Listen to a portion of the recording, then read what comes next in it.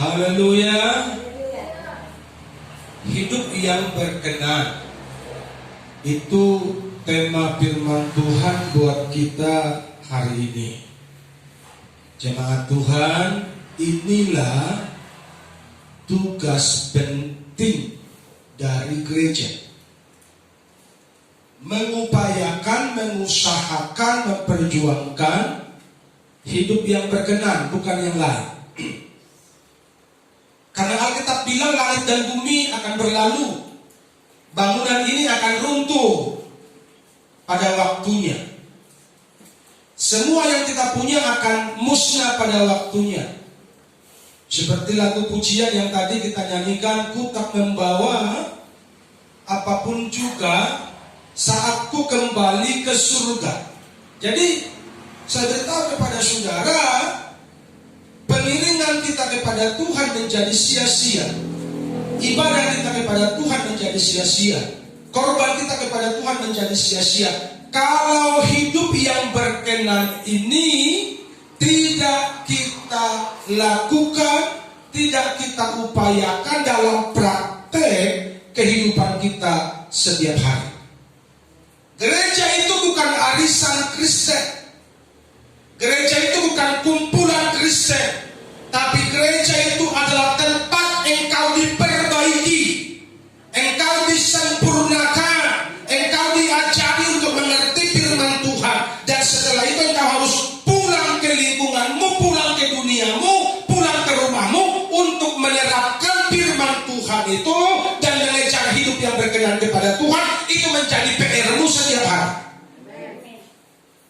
Kalau tidak, maka kita akan gagal mengiring Tuhan. Walaupun kita rajin, walaupun kita semangat, nampaknya dilihat orang. Kalau kebenaran itu tidak hidup dalam hidupmu, dan engkau tidak memperjuangkan hidup yang baik, hidup yang kudus, hidup yang tulus, maka sia-sialah semua ibadah kita. Gereja yang dibangun besar menjadi sia-sia. Gereja yang mega church itu menjadi sia-sia. Pendeta senior dan junior menjadi sia-sia. Umat Tuhan miskin dan kaya menjadi sia-sia. Dan semua pengiringan kita menjadi sia-sia kalau hidup yang berkenan ini tidak kita upayakan. Amin. Dan tidak dihidupi dalam kehidupan kita setiap hari. Haleluya. Karena itu jauhkan hidup berdua rupa dari pribadimu hari ini. Jangan di gereja kau kudus, di luar kau kudus. Di gereja anak Tuhan, di luar sana anak Tuhan. Di gereja kau sintua, di luar sana kau tetap harus sintua. Di gereja aku pendeta, di luar sana pun aku tetap pendeta. Haleluya. Kalau tidak percuma melayani pekerjaan Tuhan. Setuju dengan saya, katakan amin. Amin. Roma 8. Demikianlah sekarang. Tidak ada penghukuman bagi mereka yang ada di dalam Kristus Yesus. Roh yang memberi hidup telah memerdekakan kamu dalam Kristus dari hukum dosa dan hukum maut. Sebab apa yang tidak mungkin dilakukan hukum Taurat karena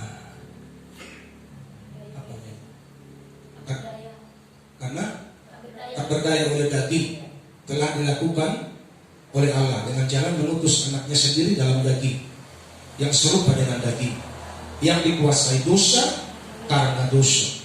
Ia tidak menjatuhkan hukuman atas dosa di dalam daging supaya tuntutan hukum Taurat digenapi di dalam kita yang tidak hidup menurut daging tetapi menurut roh. Sebab mereka yang hidup menurut daging memikirkan hal-hal yang dari daging, mereka yang hidup menurut roh memikirkan hal yang dari roh. Karena keinginan daging adalah maut, tapi keinginan roh adalah hidup dan damai sejahtera. Karena keinginan daging adalah maut, sebab keinginan daging adalah perseteruan terhadap Allah, karena ia tidak takluk kepada hukum Allah. Hal ini memang tidak mungkin baginya. Mereka yang hidup dalam daging tidak mungkin berkenan kepada Allah. Lu mau jungkir balik kebaktian, Lu mau jual rumah, jual mobil membuat Tuhan. Kalau engkau hidup dalam daging, sampai dunia kiamat engkau tidak akan pernah berkenan kepada Tuhan. Kalau orang yang tidak berkenan kepada Tuhan, di mana tempatnya? Haleluya. Mari kita mengerti hari ini, ya, bahwa kebaktian itu bukan cuma sekedar mencari teman, mencari sahabat, bersekutu dengan keluarga, bisa ketawa, nyanyi sama-sama. Bukan itu tujuan kita kebaktian. Tujuan kita kebaktian supaya kita berjumpa dengan Tuhan. Katakan amin. Kita kebaktian supaya kita berjumpa dengan Tuhan. Dan setelah kita berjumpa dengan Tuhan, Dia akan menjamah, mengubahkan, membaharui kita. Kita pulang menjadi pribadi yang lebih baik sebelum kita datang di gereja. Dan begitu terus, makanya kita akan mengalami pembaharuan hari lepas hari kalau sikap hidup kita bertuhan dan bergereja benar. Tapi kalau sikap kita bergereja nggak benar, ada sesuatu keinginan di hati kita yang tersembunyi,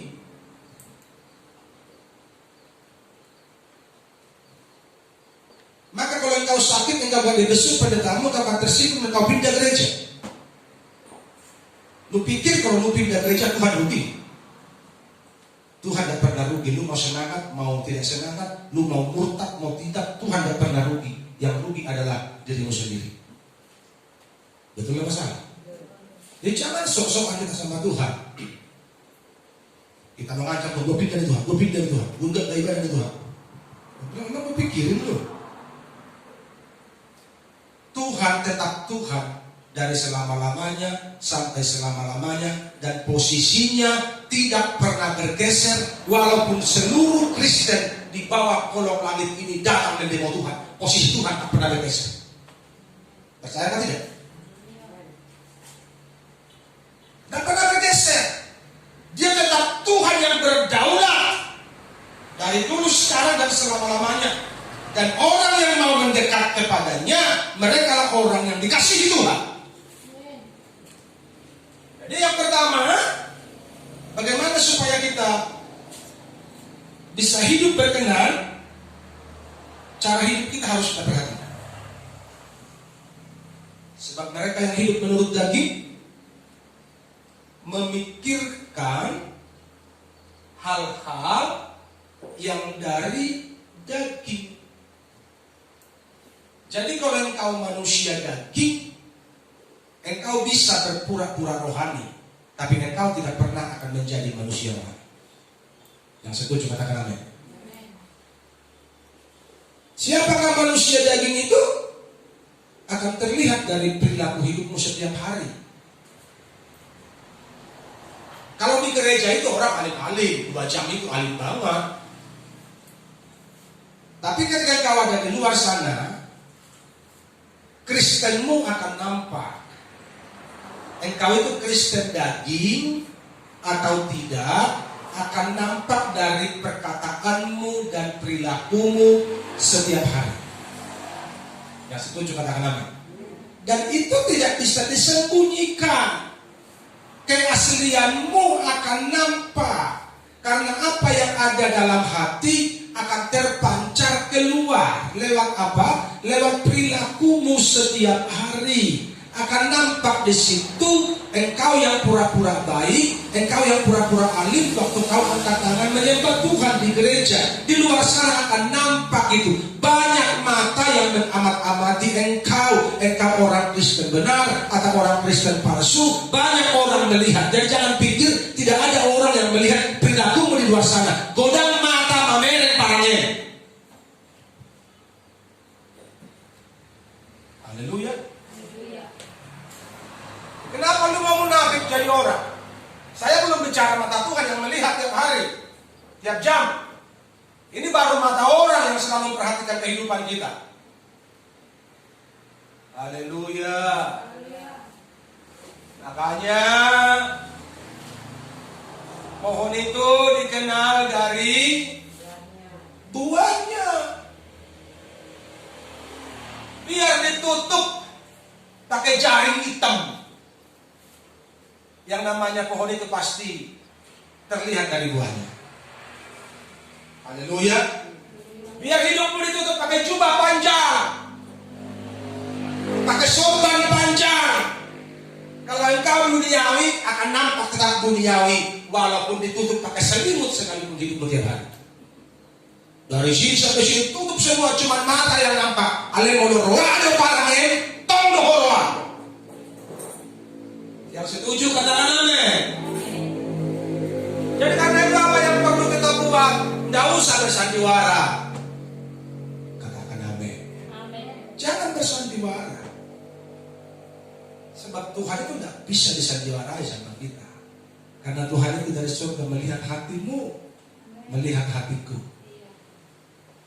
Haleluya. Jadi orang yang hidup dalam daging itu, dia memikirkan hal-hal yang kedagingan.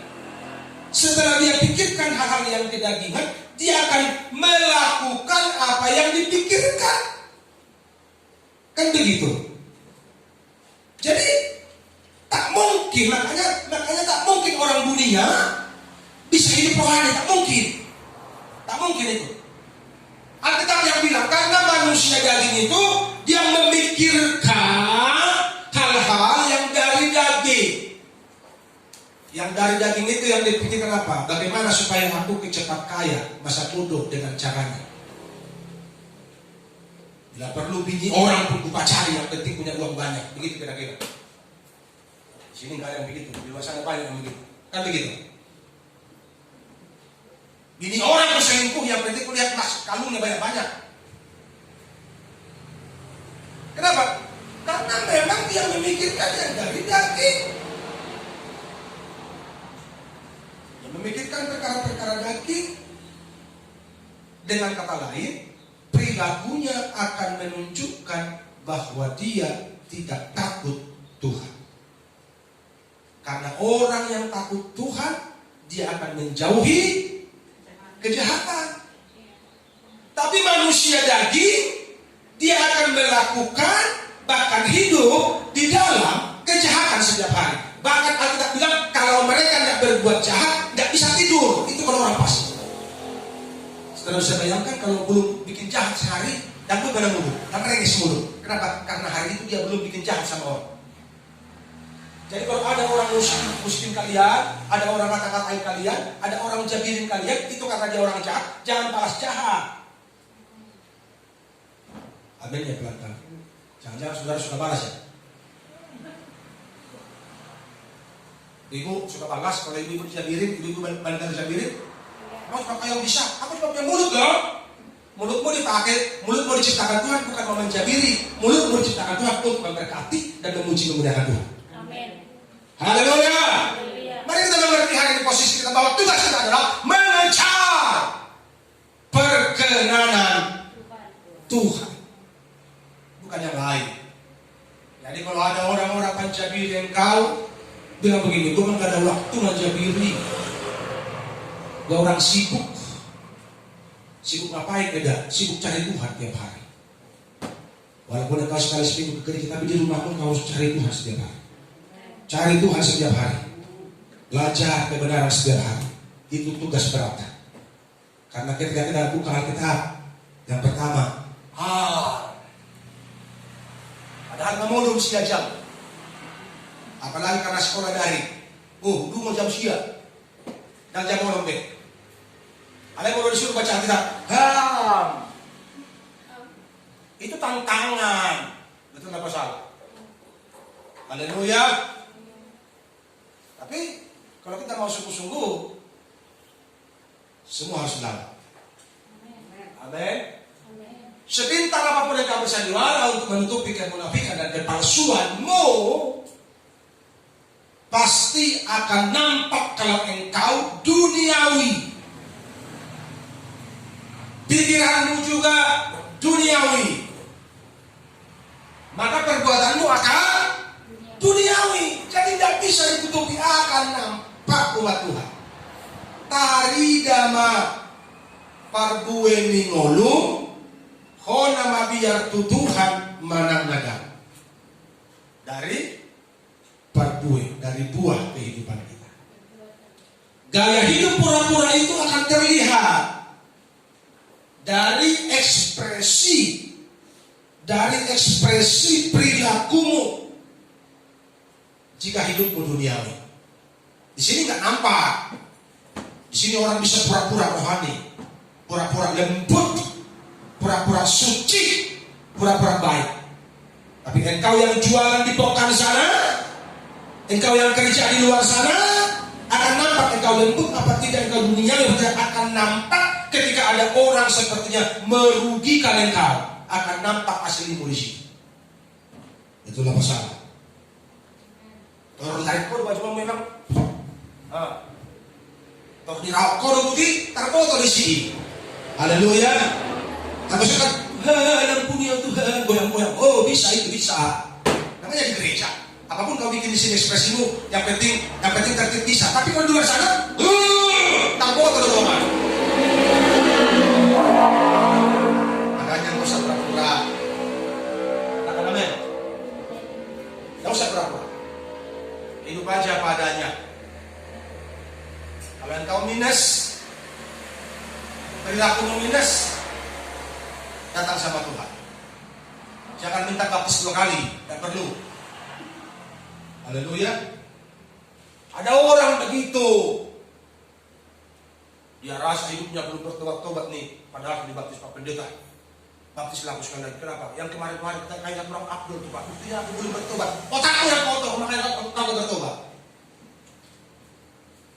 Itulah pasal. Ayat 7. Sebab keinginan daging adalah perseteruan terhadap Allah. Jemaat Tuhan, tahu artinya perseteruan? Perseteruan itu marteges, kalau bahasa Batak. Bermusuhan. Damasiatoan, itu artinya mulu marteges. Berarti kalau engkau manusia daging, sebenarnya di dalam roh engkau marteges sama Tuhan, walaupun engkau pura-pura angkat tangan.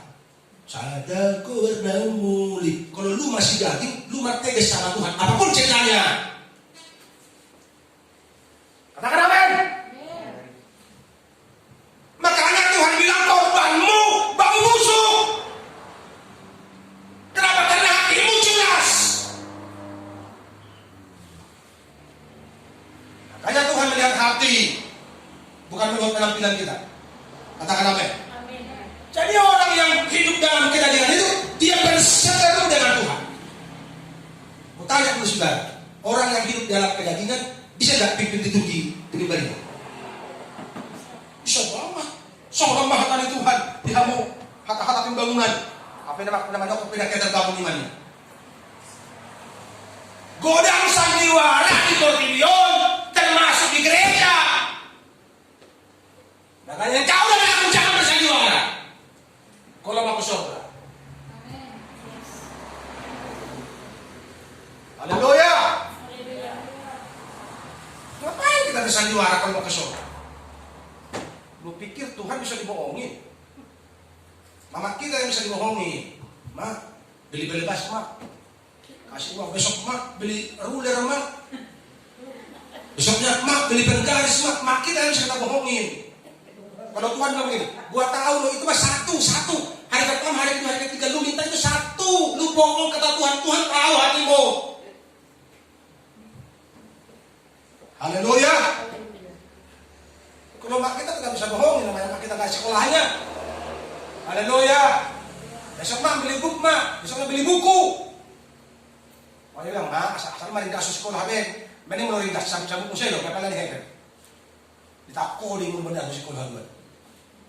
Susah-susah mau cari karejo, malas mau silat. Yang kedua, jadi ingat,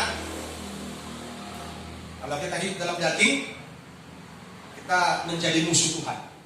Walaupun engkau tiap hari berdoa sambil teriak-teriak, Ale yang manami dari madua ginjang. Engkau berdoa sambil bersastra. Kalau engkau duniawi Tuhan tidak akan pernah didengar sama Tuhan. Setuju dengan saya katakan apa? Makanya hidup itu harus jelas. Bergereja harus jelas. Melayani harus jelas. Nomor 2, hidup di dalam roh.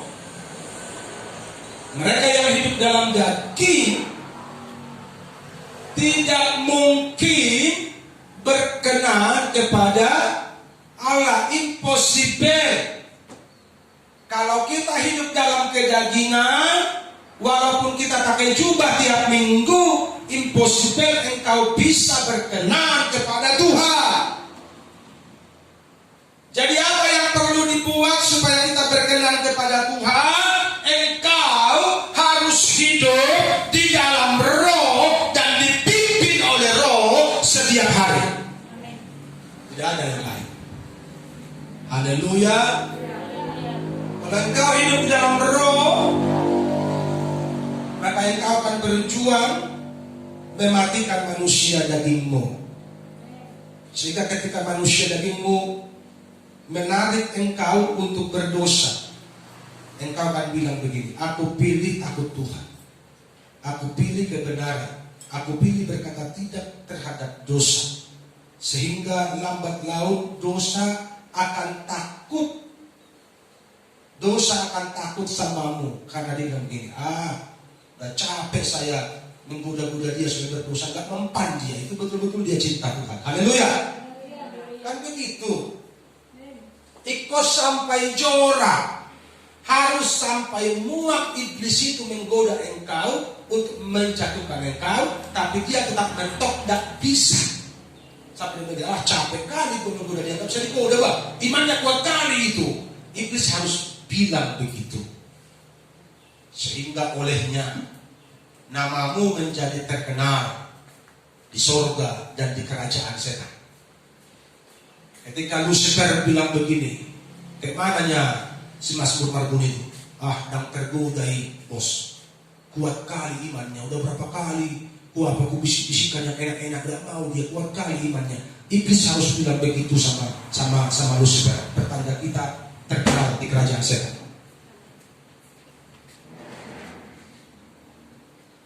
Haleluya. Ini baru bicara ego, baru bicara tersinggung, baru bicara tidak dibesuk pendetanya, engkau sudah umat, rohani kau di mana? Katakan amin. Haleluya. Hari ini sudah mau kiamat, lu masih butuh-butuh dibesuk-besuk.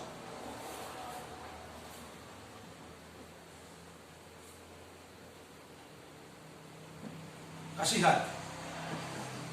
Tapi itulah gambaran orang kalau tidak tulus mencari Tuhan, maka dia akan buat 1001 macam alasan.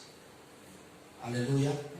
Kalau engkau sakit kan tinggal angkat tanganmu ke surga, kamu menyembah Tuhan, Tuhan beri kelegaan, selesai urusan. Haleluya. Haleluya. Sebenarnya kita tidak butuh yang lain. Kita hanya butuh firman Tuhan, karena kita masih kurang bisa mengkhotbah diri kita perlu pendeta mengkhotbah kita, kan cuma itu aja sebenarnya. Apalagi zaman sekarang.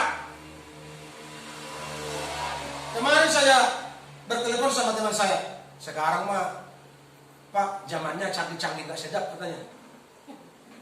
Kita kebaktian di rumah, Jakarta kan gak bisa kebaktian sama sekali. Kita kebaktian di rumah, nonton TV, persembahan tinggal klik, sampai transfer. Tinggal angkat tangan begini, penyembahan lewat TV itu. Haleluya, haleluya. Dengan firman Tuhan kayak nonton TV lah. Begitulah kita sekarang. Habis itu buka banking, lancar persembahan, gitu doang. Simpel kan? Itulah makanya bilang zaman-zaman canggih gak sedap. Habis nilainya begitu terus. Apa gak bosan tiap hari nonton TV?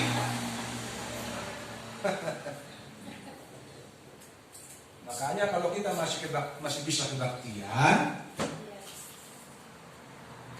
dengan sungguh-sungguh. Amin. Ini kita masih bisa kebaktian, dan kebaktian, pilih dagang, pilih jualan, pilih sibuk di luar sana. Nanti begitu kau ditawar sama virus, mengapir mau. Tuh bisa mau mengaluan. Nah kalau namun saya besok bisa kamu saya pendeta, nang roba tapi nang mungkin dia roba dia ngomong virus kan? Aku manusia BPA. Dan malaikat BPA kan? Aku masih punya tanggung jawab pelayanan, punya tanggung jawab anak istri. Saya juga masih butuh sehat. Makanya aku sudah divaksin 2 kali. Toho malas toho itu toh mak. Vaksin aja vaksin lah.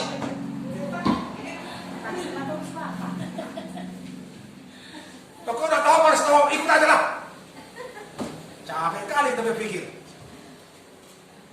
Apa yang dibuat yang menurut kita ada gunanya kita buat, kalau nggak ada gunanya terserah Tuhan lah. Oh, Tuhan yang dapat perlindungan kita, kata kitab Mazmur 91. Haleluya. Jadi hidup dalam roh itu yang perlu diperjuangkan hari-hari ini. Apalagi zaman now ini. Uang kita pun nggak tahu lagi mau dibikin buat apa kalau kita banyak uang sekarang.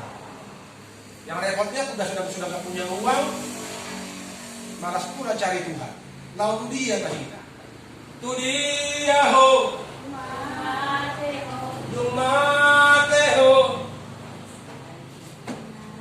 Haleluya. Berpesta pedang boy.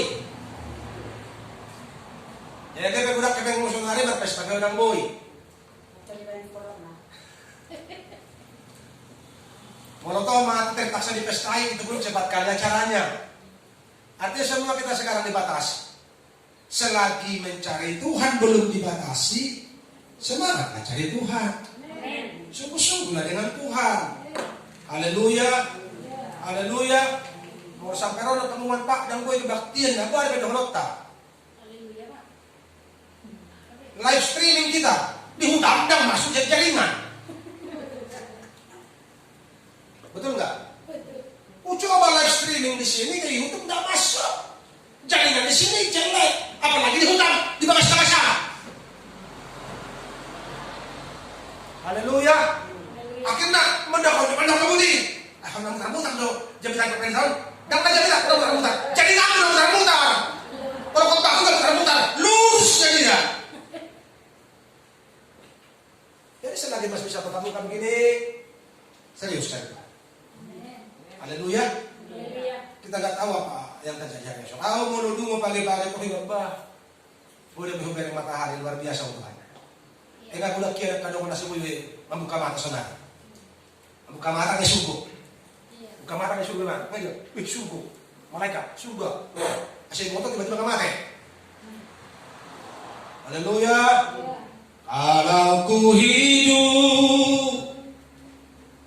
hidup bagimu, hatiku tetap menyembahmu. Virus tak bisa menjauhkanku dari kasih-Mu. Selama ku hidup